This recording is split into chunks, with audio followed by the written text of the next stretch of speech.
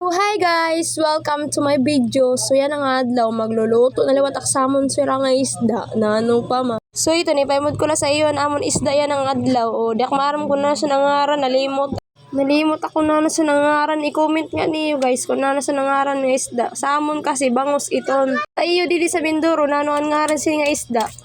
So iton guys, ito nak mga ingredients na ibubutang sa aton bangus yan na. Ha? Basta ito nga isda, ito na ibubutang na mga ingredients. May bawang, may sibuyas, may paminta, may suka. Siyempre, diri mawawaraan magic sarap. Kaya wala man ton rasa kung diri mo butangan magic sarap na ano ka na ini.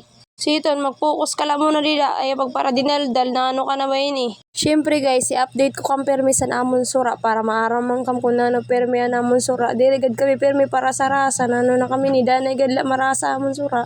Balito gad marasa permi ang amon sura. Nano ka ba? Ano ba sa'yo nagsugad na diri marasa na amon sura? Nahimod mo ba? Ay na dida pagparada, pagluto na dida. Nano ka na, di ka na nakakapokus ay magparaluto. Kaya ka mo kung nano yung sura, mao yung kaunon, dili kay magparahanap kang pasin marasa, nano ka ba? Maaram kam nakakabagmamahal yan na sa paralito, naghahanap ka pa marasa nga sura, mo pa gyapon magtipid-tipid. Nga ni na isda yan na namon sura, mahal na iton, nasa 100 na iton mahigit.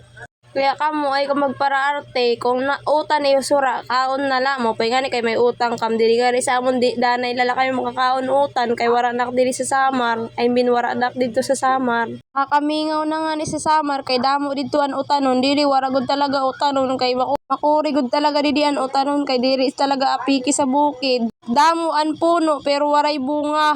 O pay gyapon sa samar, kay damo an puno, damo an bunga. Sugad pa sa mga kaarugan, kapag may tanim, may aanihin. Gadsito, kamo kung may tuna kam, magtanom kam para mayaon kam utanon. Nano ka ba? Sa pagpara dinada, ginbutangan ko na suka, tapos paminta, ginluluto. Kay wala na gud kitsin rasa niya, kay pagpura da na. So dinimbutangan ko liwat sibuyas, tapos magic sarap para may rasa. Tapos itong pagbutang ko sa mga ingredients, sintakluban ko na, tapos ginsunad ko na para maluto na ito. Tapos mga unakit, kay dirikit mabusog pag para magdidaldal. So adto after many years, nakulo na ito natisda.